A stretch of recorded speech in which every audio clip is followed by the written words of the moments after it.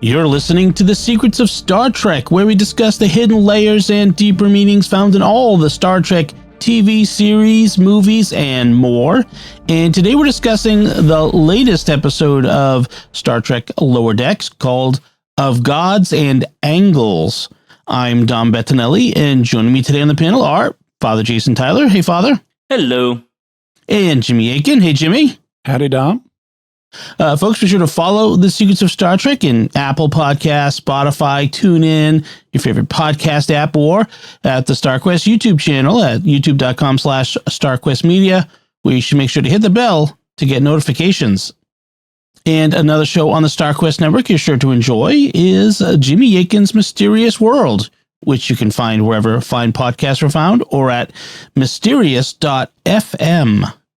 So we are discussing Of Gods and Angles. And Jimmy, can you give us a recap of what happens in this one?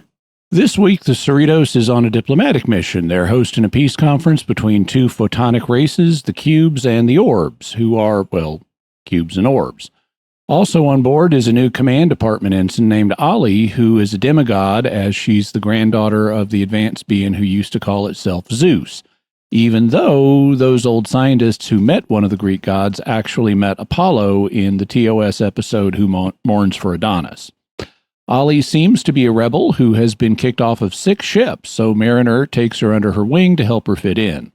Meanwhile, Rutherford and Tendi have noticed that Boimler is sneak reading from the pad that he stole from his alternate universe self. And Boimler learns that the other Dr. T'Ana gave the other him a nickname and invited him into her bridge book club. So he's determined to get our Dr. T'Ana to do the same. In the process, he comedically tries way too hard. There's also a problem on board because Mariner and Ali are assigned to babysit the teenage son of one of the Cubes, and they discover his quarters have been trashed and there's photonic residue on the walls. It looks like he's been murdered. As the investigation proceeds, Mariner realizes Ali has been distracting her to keep her from finding a key piece of evidence, and she confronts her. It turns out that Ali used to be an engineer, but the electrical powers she inherited from Zeus don't work right, and she's been bounced from ship to ship trying to keep them hidden.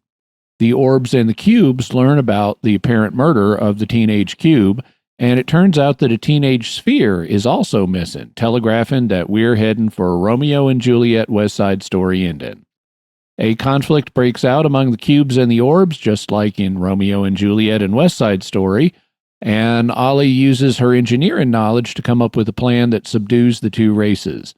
The conflict between them is then resolved when the teenage Cube and Orb reappear, announcing their love for each other and the fact that they now have a half-Cube, half-Orb hybrid child.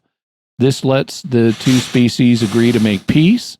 In the aftermath, Ali will be allowed to stay on the Cerritos and will be reassigned to engineering, but first she'll spend the night in the brig for all the lying and hiding evidence and stuff, so Mariner keeps her company. Also, Dr. T'Ana removes a lightning bolt from Boimler's butt. She invented a new medical procedure to do this, and she takes a shine to him. She gives him a foul nickname that is bleeped and invites him into her bridge book club. The end.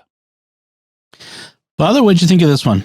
You know, I found it entertaining, had a few good laughs along the way. Could have done without the all the language, even with the bleeps. It's, a little excessive. But it was, in a sense, part of the overall story, I guess, too. So there's some bit of redeeming value in that. But overall, in an episode I enjoyed watching. How about you, Jimmy? Yeah, it was enjoyable. There was, in addition to the cussing, there was also some ick factor when we learned what the photonic residue was, and it wasn't a murdered cube. But to quote Ludwig Wittgenstein, that which we cannot speak of, we must pass over in silence. Agreed. Good advice. I found this one, it was a bit predictable, unexpectedly. I was waiting, because I saw the whole, as soon as we had introduced the teenage Cube, I saw the Romeo and Juliet thing coming from a mile away, and I'm like, oh, they're going to do something unusual with it. They're going to do something different. And they didn't. It was entirely predictable. And I was a little disappointed that they didn't do something else with that. The plot itself there have been how many times has a starship hosted a peace conference between warring cultures that goes bad. It's another trope plot for a Star Trek, going all the way back to it. It wasn't a peace conference, but it kind of reminded me of Let That Be Your Last Battlefield with the half white, half black folks. It's not exactly the same thing. Or Journey to Babel in early on. Right. And we've specifically had Romeo and Juliet variances on Next Gen, and so it's a little predictable. I should say the "we love each other, we've now got a child" thing, that's a kind of a TV Romeo and Juliet trope where they don't want anybody to die. Yeah. But of course, in Romeo and Juliet, they actually both die. Right. And if I remember the end of West Side Story correctly, like the man dies and the woman lives. Is that how it goes? Been a while since I've seen West Side Story. I was in West Side Story in high school, and I don't remember that. Oh, okay. It's been a while for me too. Yeah.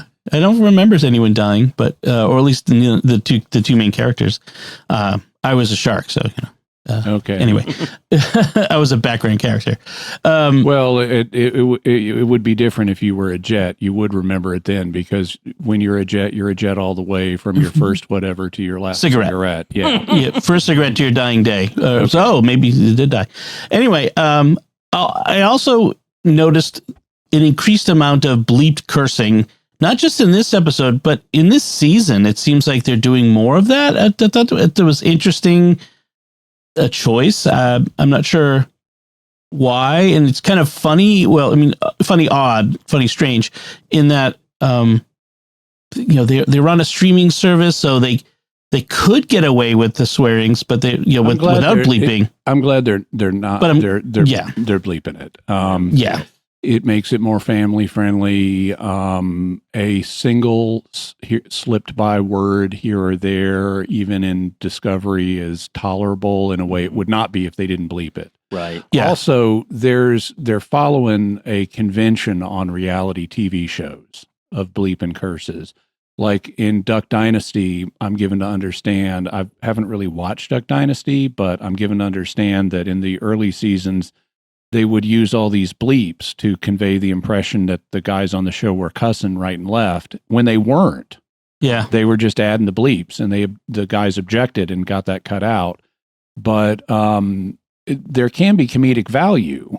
Sure. Now, this isn't to my taste, but I'll tell you, the first time I ever saw the movie Tremors, I watched it on TV. And they so it's set in this little dirt town in Arizona called Perfection, and they're being attacked by underground monsters called graboids, and everyone is cussing right and left. But in the version I saw, they were using pinched oaths. And so people were saying, "Goldern," and things like that, just right and left. And I thought, this is over the top fake cussing for comedic effect. And I thought it was funny. Then I saw the real Tremors. Yeah. And it was not fake cursing in the real Tremors. And it was funnier when it was fake cursing. Yeah. Yep. Yeah. Another advantage to the bleeping is when Boimler comes up with whatever name he throws at Dr. Ta'ana when he's trying to sort of cuss her out. The writers don't actually have to write in what all those things are. They, with the bleeps, they don't even have to know themselves what that really is. And we as the viewers can either imagine them or decide not to have them, so to speak, or remain in a certain amount of mystery about what exactly he said to her at that moment. Yeah. It also, his own nickname, it's presented as Bleepo. Yeah. And so I could guess what that is, but I'm not entirely sure. Right. It recalls a time when movies and TV shows, things would occur off screen or unsaid. And if you are old enough to imagine such things, then you can imagine what it is. But if you are innocent of such things, you don't have to be exposed to it. And there's some sort of value to that, a bit of restraint. Restraint makes better writing, I think, or constraints make better writing. So I agree. I mean, I would say Lower Decks is not family friendly in general, but I think holding back on open cursing as much as that gets done in this, especially in this episode with Dr. Tiana, I think that's much better.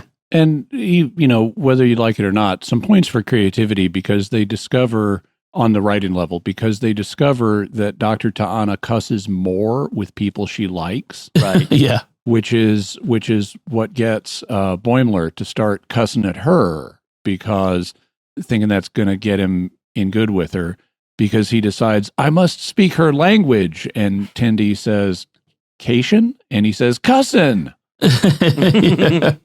Yeah. And speaking of which, I feel like we got the old Boimler back in this one. I mean, Boimler has been less bumbling in recent episodes, but in this one, we got a lot more of that. In fact, I have to say, when I saw him with the pad from the alt universe, for a second, I thought, oh, maybe this is the alt universe Boimler who came back instead of the Prime Universe Boimler, and he's trying to fit in or whatnot. Now that quickly got shushed away, but it would have explained why Boimler has been so different recently.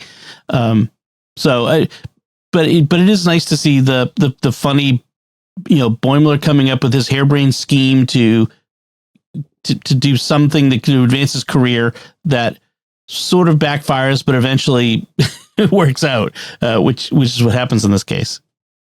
Let's talk a bit about Ensign Ollie. She's a new character. What did you think of her as a character, especially the imagining of her origin as a demigod, quote unquote? Oh, I thought that was fun. I liked how Captain Freeman said when she's asked, "Isn't she a demigod?" She's, "Well, that's not Starfleet terminology, but she's the descendant of the advanced alien that used to portray itself as Zeus." Right. That comes from the Who Mourns for Adonis episode of those old scientists, where we only saw Apollo at the time. The others had already left this existence by then. But it's funny because it plays off of the fact that Zeus in Greek mythology had so many, children with human women running around. In fact, I got a meme of 3 Greek statues posed. It's a version of that famous meme you see where there's one girl in the foreground walking towards the camera. Yeah. In the background, there's a guy checking her out, and there's his outraged girlfriend next to him. Yeah. And I've got a version of that where it's all Greek statues. And so you've got a statue of Zeus checking out the person in the foreground, a statue of an outraged Hera next to him, and then the label on the person in the foreground is literally anybody else. Yes. Yep. That's pretty much Zeus. Mm-hmm. And it was, it was clever. I like the idea that she's got this laurel wreath on her head, which is, it's not a part of the costume. It's actually literally a biological construct that it's part of her biology. She can't take it off. In other words, yeah.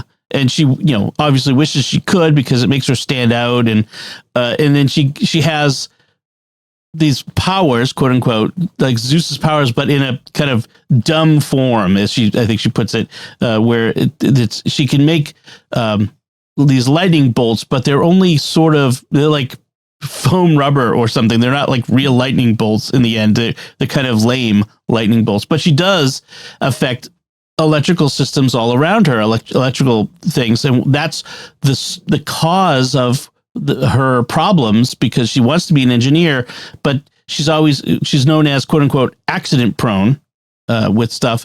And that's because her powers are messing with the equipment she's working with. So I think it's kind of interesting. And what they've done is they've created a kind of a new Mariner, a new rebellious, although Mariner wasn't accident prone, but she's sort of rebellious and tends to have to go to different ships for whatever reason and that sort of thing. So I like that. And it's a logical progression in the write-in now that Mariner has achieved lieutenant status and is over her rebellious phase. It's natural to give her, hey, here's a younger version of you. Now you get to help them. Yeah. It'd be interesting to see how that plays out. If Ensign Ollie is now part of the team here, we'll see more of her. We've already got even Talin is not getting enough screen time these days. I don't think they'll do that. I think we'll see her in the backgrounds and maybe she'll show up and have some lines, but I don't think she'll be a regular. Yeah. She does have this tendency to jump to conclusions. She's lacks discretion. She says things that she shouldn't. And lazy was another term that was, she was labeled with. So there's a lot to work with. And she does this whole cover up thing, and it becomes apparent early on that something's going on with her and this cube, this teenage cube that's missing. And that she knows more than she's saying, and that she's trying to cover up whatever actually happened. So it kind of created, I think, a nice little, not a little mystery in the plot. Like what has she done? What is she she involved in? But it was really clear from the beginning that this teenage cube was going to have found a teenage orb, and they were going to be. By the way, did either of you think the orbs looked like tennis balls? Yeah, because they had kind of. Yeah, they had that line on them where the tennis ball shapes. What I noticed was both the cubes and the orbs were almost all the same color, except for the ones that had speaking parts. Right. And I understand making the ones with the speaking parts look different so we can tell a little easier who's talking because it's just a glowing cube. But they could communicate this one is speaking just by varying how much it glows. And I found it implausible that only the speaking parts get different colors and all the others are the same color. Yeah. Yeah.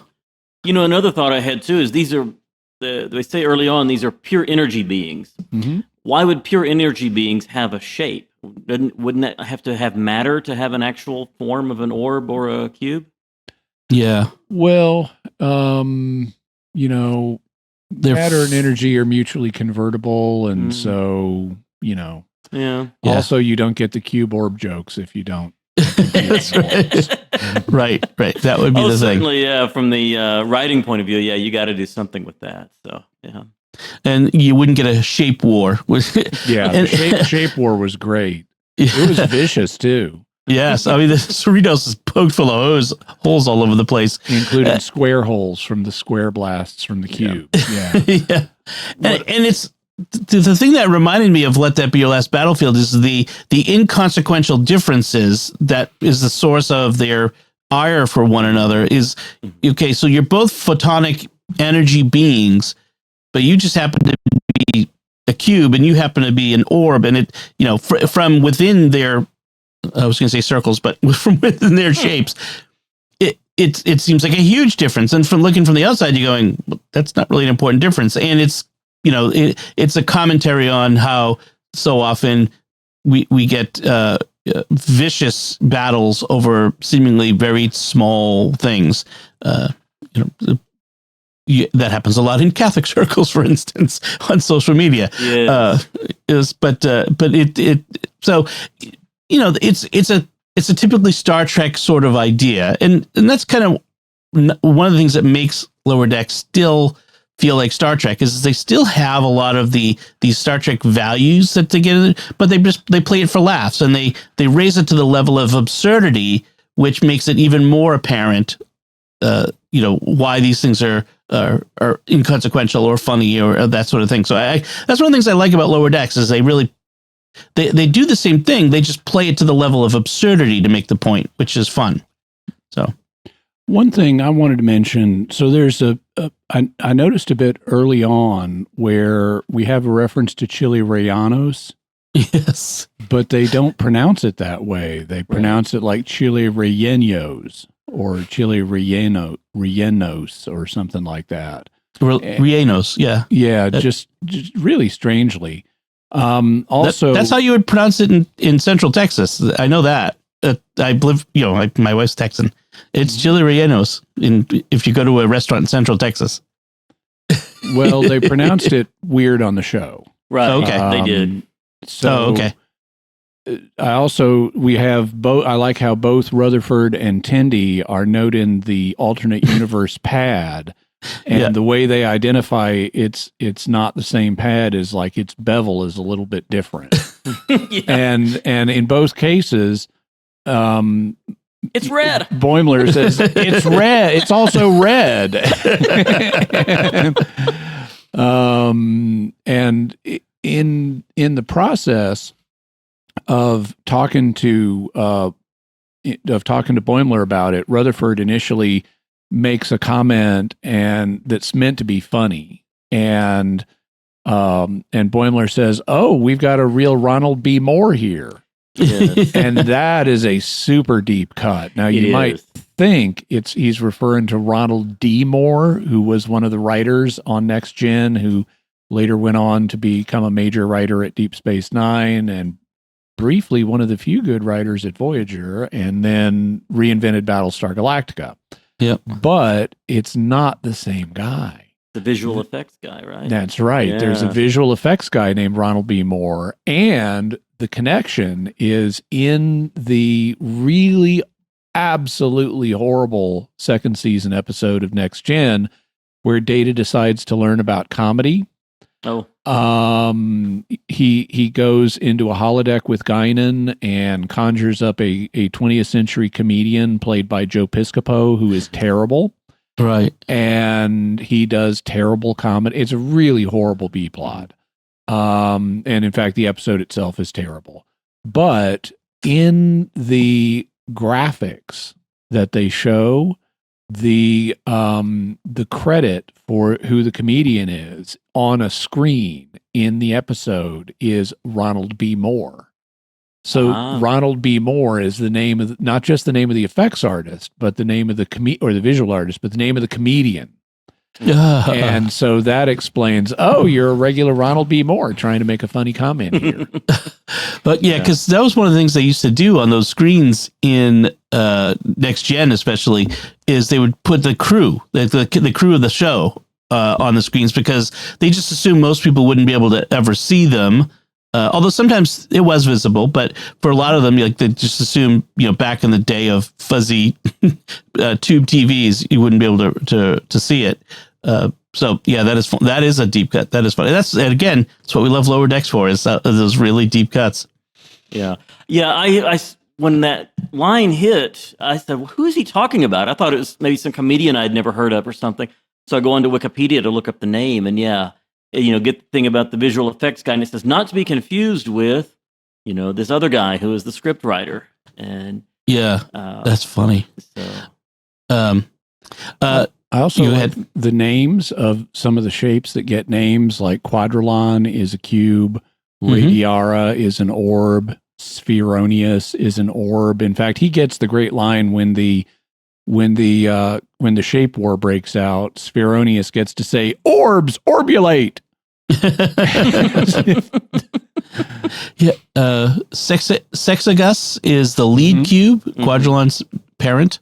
And that would make sense since cubes have 6 surfaces on them. And then when they form the giant shapes, like the giant cube and the giant orb, someone makes a comment, "Oh, how unimaginative!" That's Ransom. As they're heading out into space to form giant shapes, it's like they're energy beings. They could become anything. They're becoming a giant cube and a giant orb. They have no imagination. Orbiculus and Omega Cube, which sounds like a Saturday morning cartoon sort of characters. Transformers. Yeah.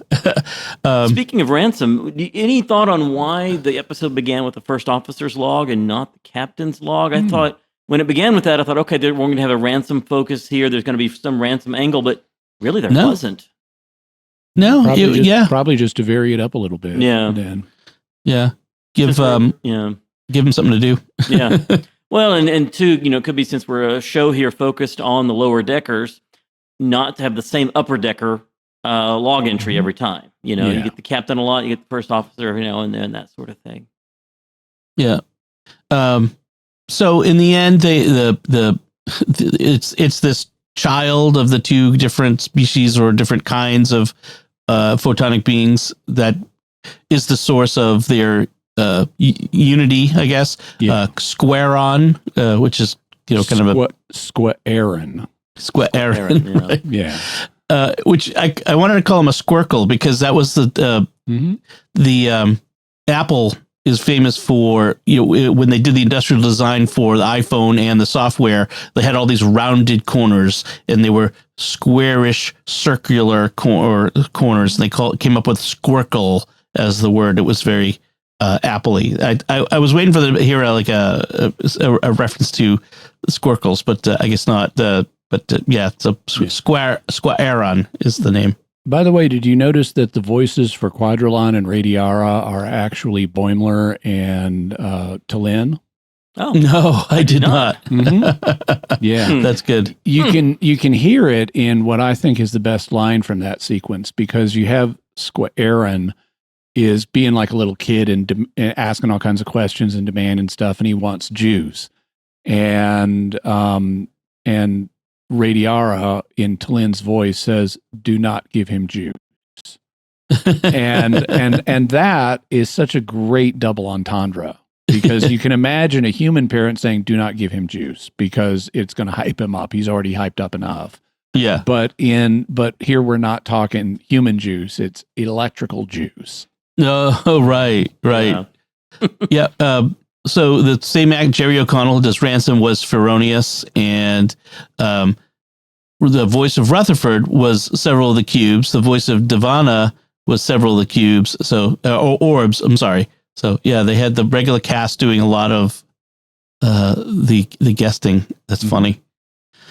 Let's see, what else was there? The less said about Boimler's surgical procedure, the better, probably. It was that final scene with Ollie in the brig and Mariner with her. Ollie was being very hostile toward Mariner. Like, I don't want to be your friend. I'm mad. And Mariner was just very phlegmatic about it. Like, yeah, that's okay. I'll just be your friend. And it reminds me a little bit of how Boimler treated Mariner early on. Yeah. The sort of, yeah, you're going to be hostile to me, but or even Tendi, but I'll still be your friend. Yeah. So it's kind of funny to see how that progression has happened with them. So that was nice. Any other thoughts on this episode, Father? Two other Easter eggs I want to mention. There's another reference to Dixon Hill at some point. When needing to invoke a detective, much like we might throw around the name of Sherlock Holmes, Dixon Hill is the name thrown around here. Another thing was early on when they're talking about Ensign Ollie was on a previous ship whose crew were all reformed Maquis. Right. Which is an interesting thing when you think about the fact we're talking, maybe 6-7 years after Deep Space Nine ended is roughly when this is set. Oh, they have 2-year prison sentences in Star Trek. Well, true enough. Yeah, there's shorter prison sentences. I was also thinking about the fact that once the Dominion and Cardassia had allied, didn't the Dominion just kind of go in and destroy any remaining Maquis that were around? So if we're talking a crew of reformed Maquis, they would have had to have been taken prisoner before that event, or turned themselves in, or whatever happened, I guess. Certainly again, most of the Maquis probably wiped out. Yeah. And maybe a few survived, but yeah. Right. I can imagine, if you want to, get into like a little headcanon, that when that happened, the Maquis sort of joined the fight against the Dominion on the side of the Federation and Klingons, and at the end of the war were, repatriated based on their war service, et cetera, et cetera. So I could see that, but it is funny to imagine a whole crew of reformed Maquis in Starfleet now, a la Voyager. Yeah. How about you, Jimmy? Any other notes?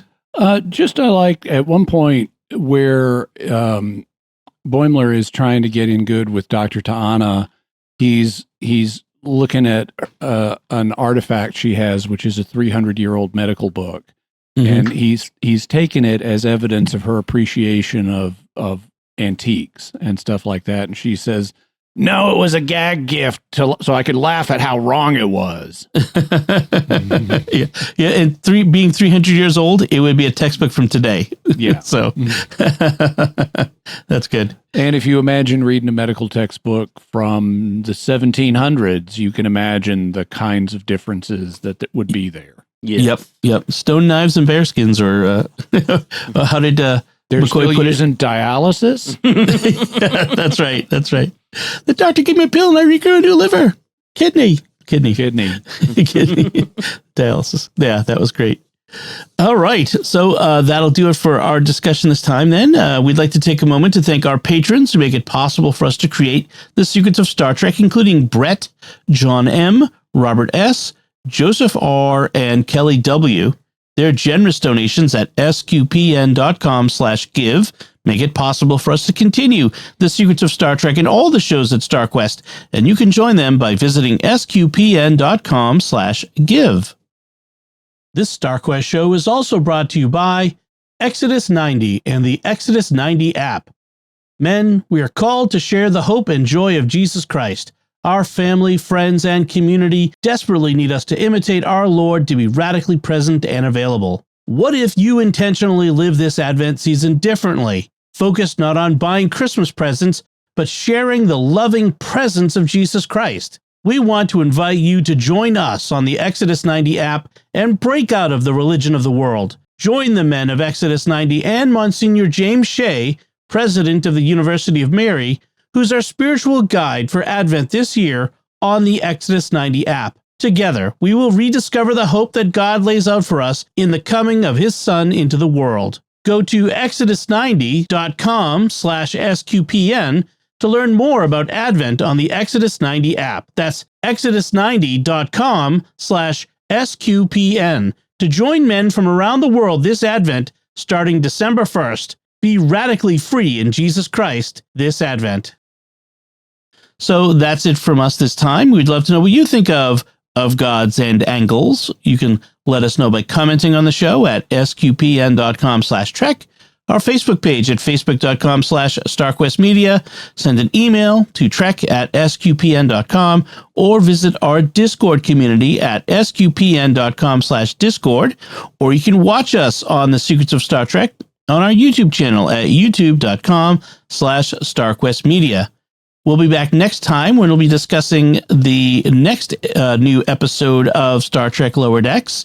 Until then, sorry, I got thrown off here. Until then, Father Jason Tyler, thank you for joining me and sharing the secrets of Star Trek. Thanks, Dom. Jimmy Akin, thank you as well. Thank you, and live long and prosper. And once again, I'm Dom Bettinelli. Thank you for listening to The Secrets of Star Trek on StarQuest, and remember, staying true to yourself is wrong. You have to copy someone better. No, that's not the advice.